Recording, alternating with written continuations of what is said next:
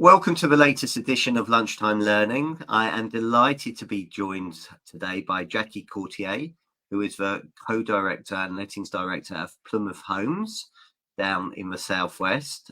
Also, ARLA Executive Propertymark regional executive. Get that right. Bit of a tongue twister, so early. Thank you very much for joining me, Jacqui.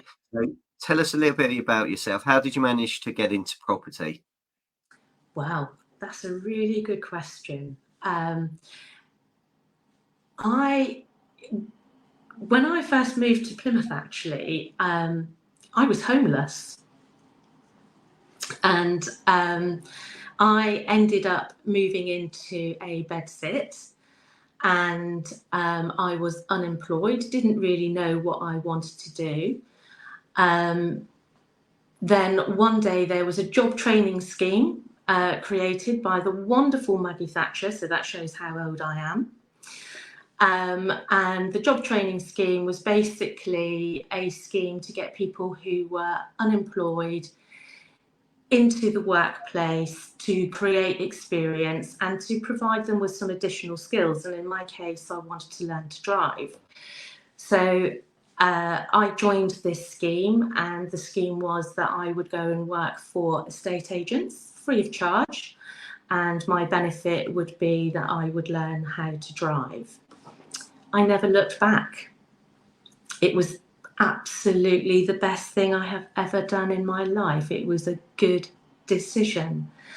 So I very quickly progressed into becoming an estate agent, a good sales negotiator, worked for various companies. I took a break because I had children, and then went back from estate agency, and I fancied a change. I felt a little bit disillusioned at that time because we're talking 1990s. And I thought, I'm going to go back into lettings and I'm going to give that a try.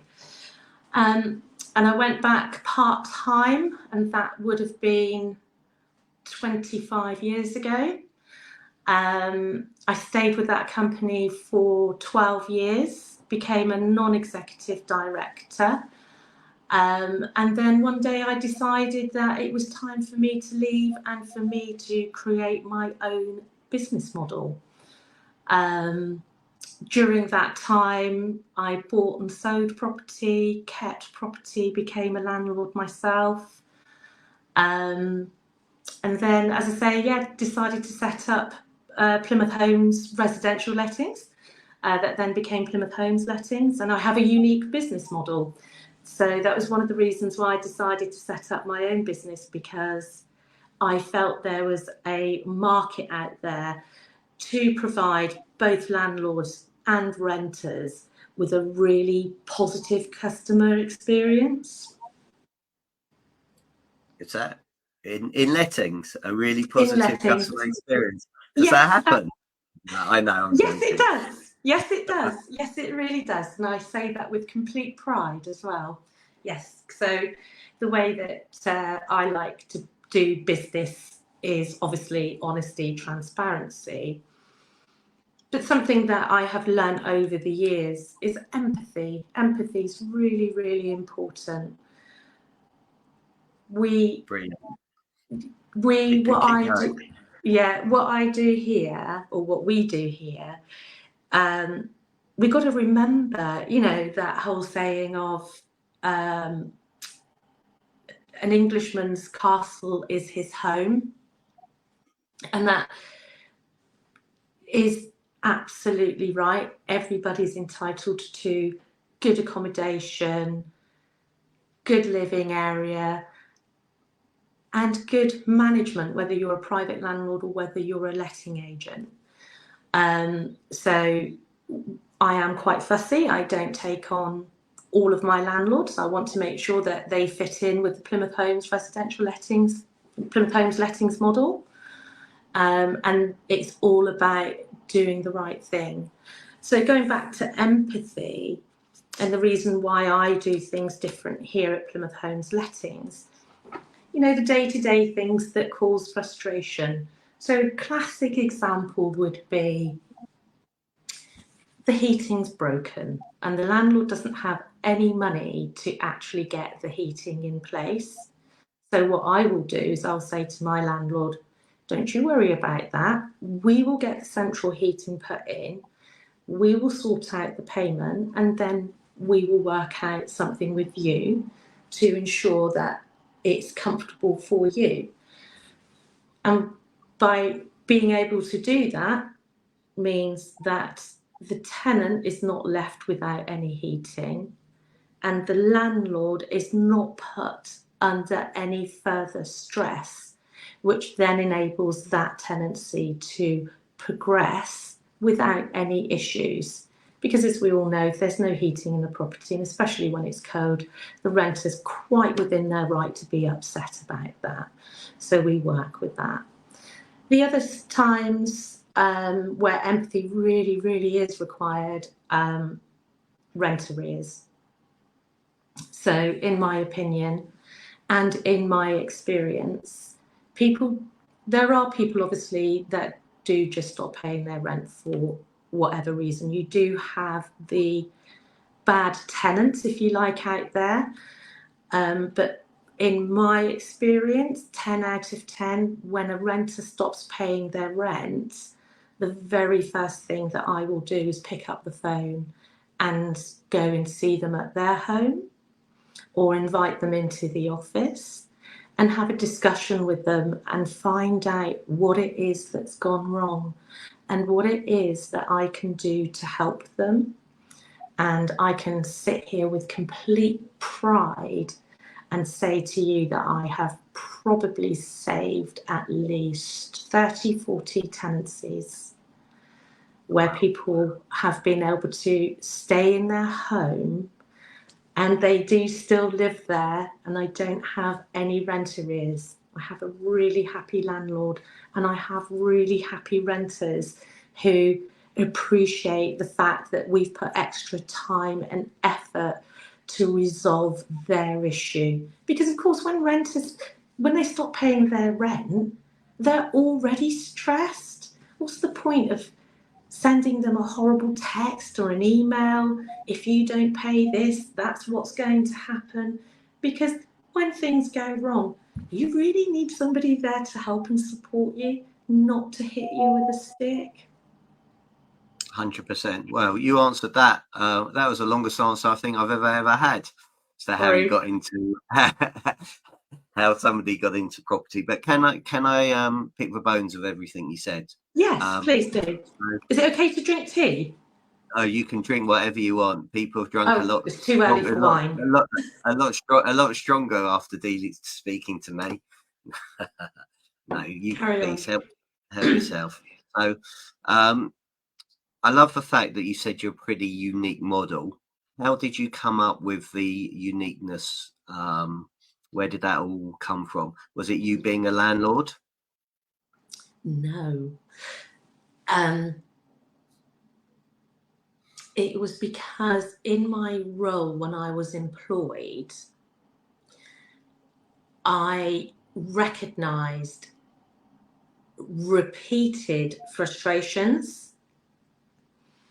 And at that time, because I was employed, and even though I was a non-executive director, their business model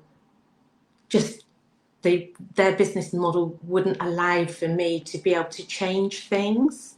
So in the end, I became quite frustrated, and when I left, I thought, I know what I can do. I can help manage landlords' expectations, because when landlords don't get their rent, when they're not paid, they will always blame the agent. It's natural, of course, and they'll always blame the tenant. It's natural, of course, I get that. So my business model means that if I have a renter that's unable to pay their rent, I guarantee to my landlord that I will continue to pay the rent until such time as I've resolved the issue, or we've brought the tenancy to a natural end.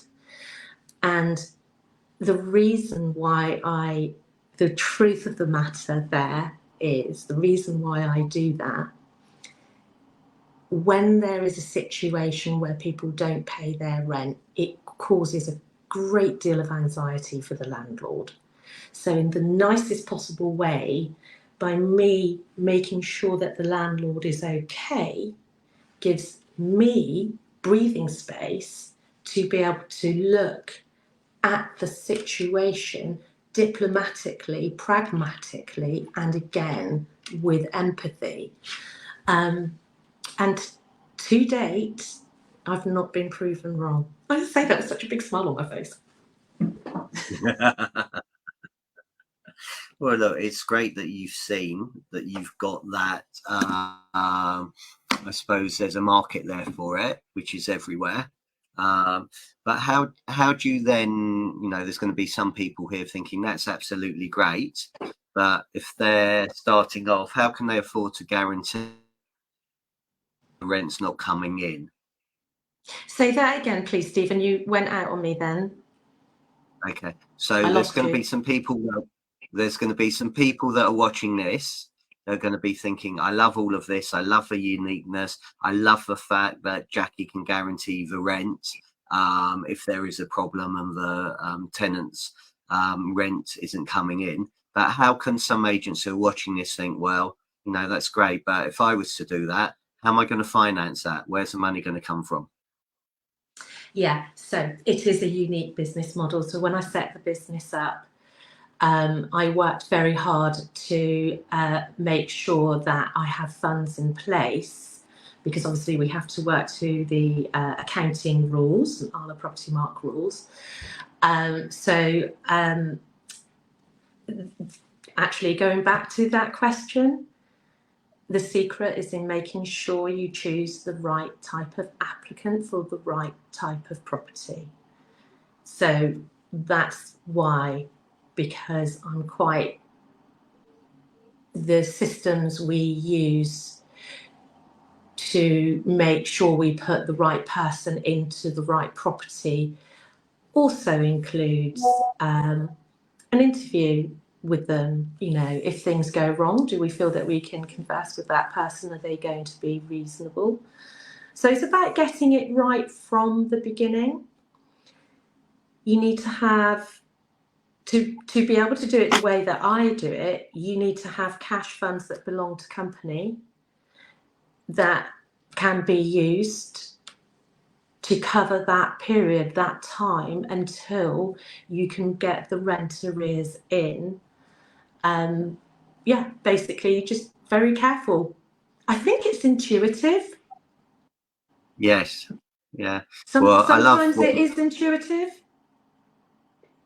Okay, that's brilliant. So I want to take you right back to when you were homeless and you started, and you found a job in an estate agency, and you learned how to drive, and you passed your driving test. What were your first lessons? I mean, there's loads of resilience there that you show and desire to get and find a job. So what were your lessons to start off with? Going into estate agency. Going into a state agency from being homeless, building yourself up, because you've done exceptionally well. If from how you described your career, to going from a homelessness to being co-director of Plymouth Homes, it's been an incredible journey, and you've done very, very well. So what I like to do is share some of those lessons that you've learned along the way with people that are watching this. I don't know if there's lessons, I'll be honest with you. I think I'm quite a strong-minded person, and I can be very, very focused. And once I've got an idea in my mind and I know that it will work, then I follow that through. I guess I learn lessons. Yes, I suppose the lessons that I've learned is how not to do things. How many times have I actually made a mistake and I've done things wrong? Every day is a learning day. So the lessons that I have learned have been multitude. And I think the biggest lesson is empathy. Always empathy is always understanding somebody else's situation, always providing the best possible service, having systems in place so that if somebody calls, you're not waiting to speak to somebody else. That person knows exactly what that answer is going to be. It's about having streamline. So customer service, I guess, is probably one of the biggest lessons that I have learned. In fact, there's a gentleman called Ian Mitchell who is my co-director for the lettings, and you asked me earlier somebody who inspires me, and I would say that gentleman inspires me because he is the most level-headed businessman with the kindest heart that I have ever met. So yes, I think I would have to say Ian Mitchell is my inspiration. Okay, that's fantastic. So you've obviously got an incredible, strong mindset. Every day is a learning day. So where did that growth mindset come from?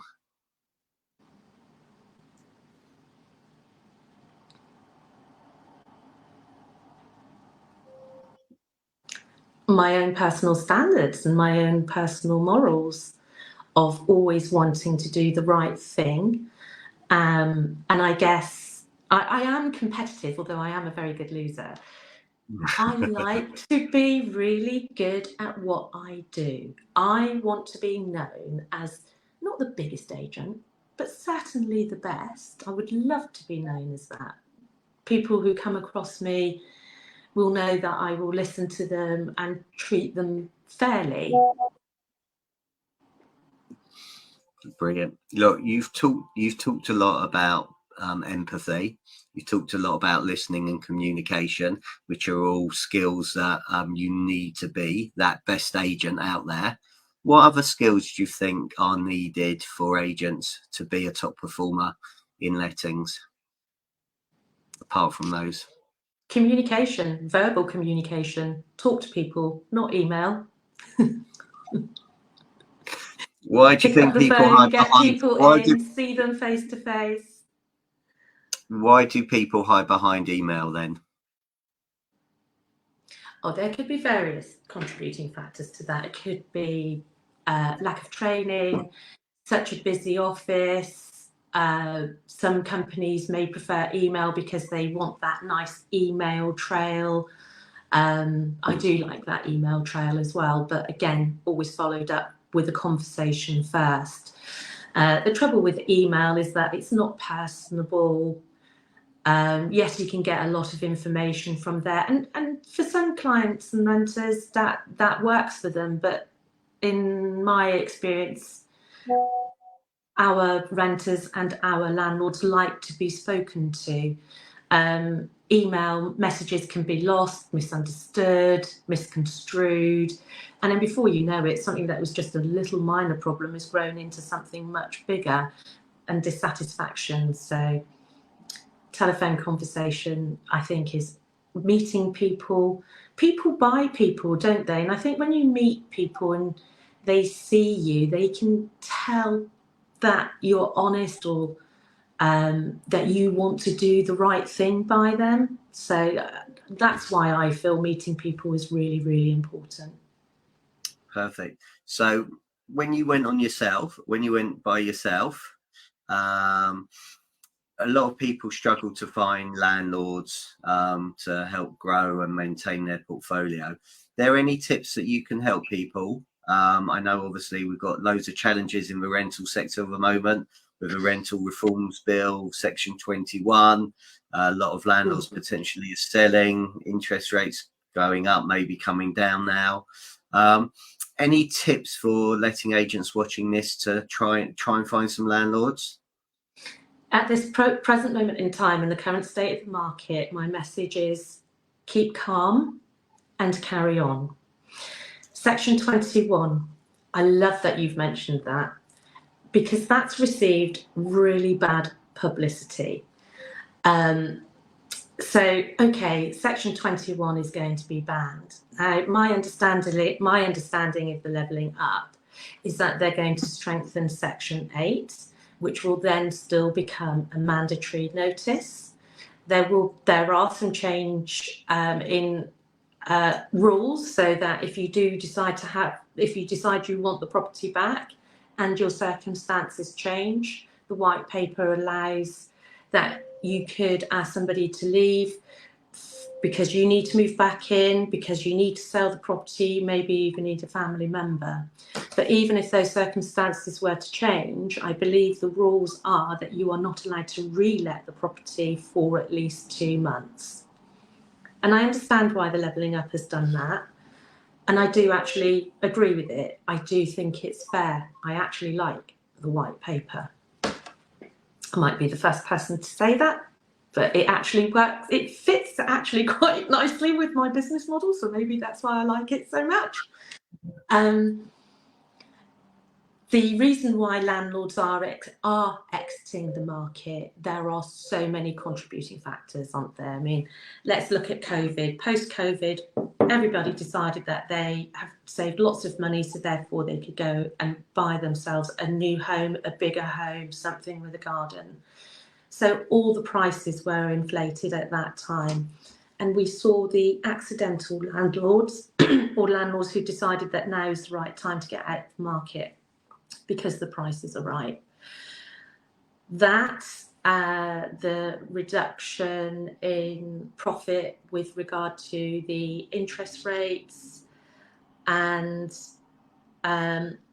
interest rates going up. So we are not seeing any reinvestment from landlords at this present moment in time.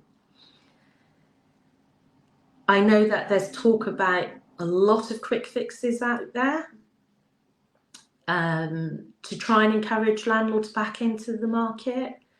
My own personal opinion, and very much my own personal opinion, is that I would like to see government identify very quickly that there is a homeless issue up and down the country.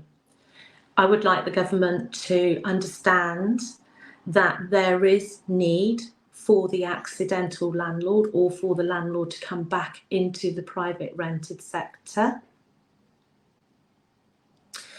And I would like the government to consider, although I am not an economist, a different way of encouraging landlords to come back into the marketplace. Landlords have had a really bad reputation for a long time. And I think now that rent prices have gone up, people are looking at that from the wrong angle, and that's adding to landlords looking like they're greedy. They're not. It's just a question of supply and demand. And because the supply is low, the demand is high, that increases the rents. So again, we need to bring that supply in so that we can try and house more people. Let's stop people from being homeless, and to try and level those rents out. And what I would like to see the government do is some more of a plan to encourage the landlord to stay in it for the long term. So if you're going to be a landlord, there's an incentive in place that will keep you in the marketplace for at least 10 or 15 years. Landlords will come in and they will go out. But somehow if we could try and encourage that rental property stays in the private rented sector, so it encourages other landlords to buy when another landlord exits. It's a big ask. I don't know what the answer is, but that would be something positive. We need landlords, and the public need landlords. I don't need landlords. The public, renters, need good landlords and good accommodation. And that's not being fixed anytime soon. The government have got a difficult job. You know, it's not easy building houses. There's all sorts of mitigating factors that go on with that. But it would be really helpful if the government could recognise there is a real homelessness issue. And I'm not talking homelessness about people on the street, although there is clear indication that's higher. I'm talking about families who are having to be put into travel lodges or caravans or holiday homes. I know of one particular family that are friends of mine, to be fair. And my heart absolutely bleeds for them because they have been pushed from pillar to post for over a year. Yeah, that must be painful for them. So it really isn't about me, this part of the podcast. This is about homelessness and the need for the government to act and encourage landlords to come back into the marketplace. Okay, so we said at the start your regional Executive. executive, that's the word I was looking for, regional executive at Propertymark ARLA. So again, you know, what are the benefits of people that are listening to? Firstly, why did you join ARLA Propertymark? And two, you know, what are the benefits for people, and what's actually ARLA Propertymark doing with everything you just said?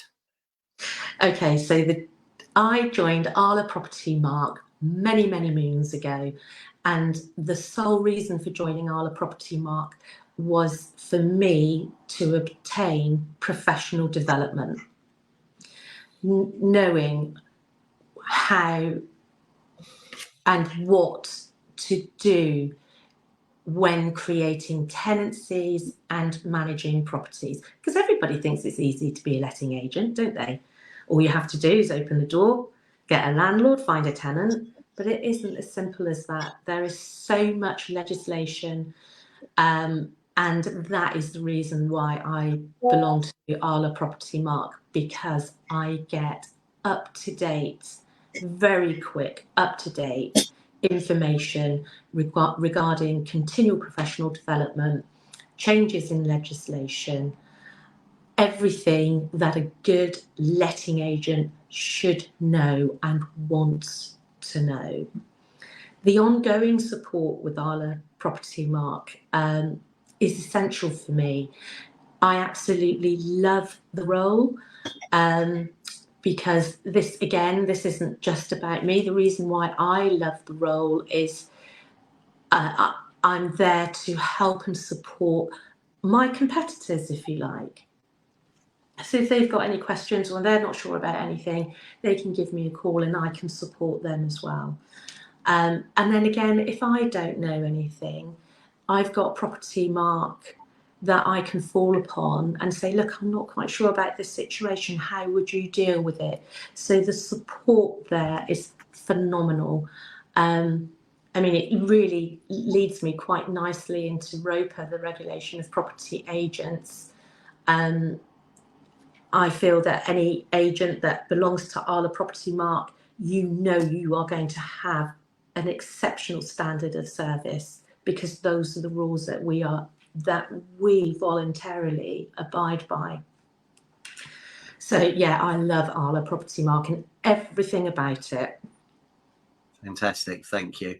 Couple of final questions before we leave, because I'm very grateful for your time. So technology's changed since you first started. You talked about Margaret Thatcher, and I remember we discussed before the show that I've been to a couple of realtor conferences, and one of the first ones I ever went to was in 1999, and they started talking about the World Wide Web and how that was going to make be a massive influence in us, and obviously it has. So tech's changed considerably. So what works well? What do you use? What do you recommend? For technology, for lettings, you talked about your processes and your systems and streamlining them. Is there any that work particularly well for you?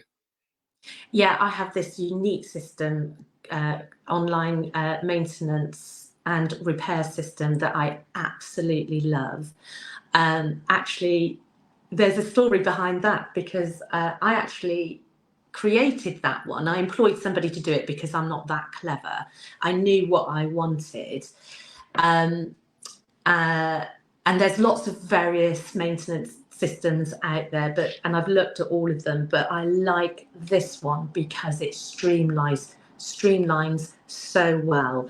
So the way that our maintenance system works, it's the tenants per property, if their heating goes down at 2 o'clock in the morning, they can go online, 2 o'clock in the morning, heating's gone down.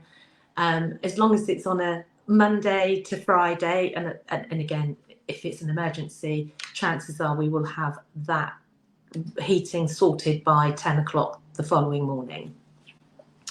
And what I like about that system is when we then come into the office, we can assign our contractor, so the tenant knows the name of the contractor that's going to be knocking on their door.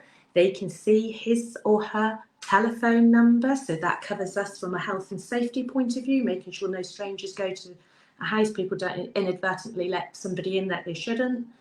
And also it creates a fantastic timeline for us as well. So nobody can come back and say, I reported my heating was broken 2 weeks ago, you've not repaired it, therefore I want compensation. Because that's not the way we work. If you haven't got any heating, you put the complaint on there. And we can't edit it at all. So we always warn everybody, if you swear on it, it stays on there. So no swearing, please. And it's great. Our renters love it, our landlords love it, and our contractors love it. And my team love it, because you're not, right, what time are you going to be in? Oh, I don't know. And one job can take an hour just to get somebody in there. This system, I think, is the best one because it streamlines everything. And I can prove that we're providing the best customer service as far as maintenance is concerned. Fantastic. Now, just as you talked about it, it went offline. So I heard loads of the last bit, but I didn't actually hear what the name of the system was. Well, you may not even have said what the system was. I didn't. It's it's actually called Posidacious. That's not my name, I must say. But that's the gentleman who very kindly rebuilt it for me so that I could use it. So he's used that name. But it is really efficient. It is absolutely the best thing since sliced bread. I mean, busy falls, and this system just stops you from making 10, 15 phone calls just to arrange for a plumber to get to a property. And as I say, if there was ever a problem with any of our properties and the complaint came back at a later date, we've got everything in timeline. So we've got it, we use it. We don't use it as supporting evidence because we don't have any complaints. Okay, that's great. But it's there if you needed it for supporting evidence. Brilliant. Look, thank you so much for your time, Jacqui. If people want to reach out to you and get hold of you, how do they do that, please? They can contact me at lettings@plymouthhomes.co.uk, or they can contact me in my role as the Propertymark Executive for Devon and Somerset, Jacqui@propertymark.co.uk. Jacqui spelled Jacqui. So more of a Jacqui. Brilliant. Well, look, thanks so much for your time. Incredibly grateful. Thank you, everybody, for watching and listening today. Please like it, share it, review it. And thank you very much. And I look forward to seeing you on the next Lunchtime Learning. Bye, everybody. Bye.